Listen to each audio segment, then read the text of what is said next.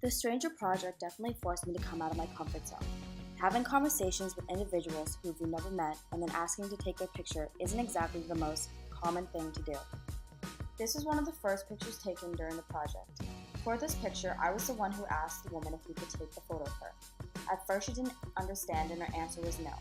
However, after explaining it further, she agreed. Although you could tell that she was awkward about the situation. I find this photo very funny. Her face presented a personality that didn't match to her workspace. Black and white photography is where I face the most challenges as a photographer. When taking photos with the film camera, I struggled with knowing whether or not the photo was focused or if it was under or overexposed. I began to notice these obstacles I faced when I started developing the photos on the paper. For instance, this picture, the light exposure is off and the whole picture is blurred. I had many other photos that presented the same challenges. However, not all of them were what I call a mistake. In this picture, the light is incorrect, but it somehow works. It complements the bright light from the computer and adds a well-defined contrast. The weekly portrait project was my favorite project this term. I learned a lot about myself as a photographer.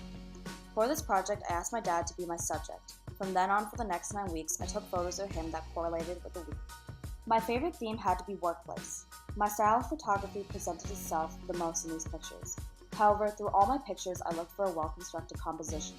This included lighting that made my photos stronger, angles that represented my dad in a more masculine and powerful approach, and symmetry and balance which evened out what was uneven. My dad was very supportive. He gave me his opinion, reminders, and suggestions which influenced my works greatly.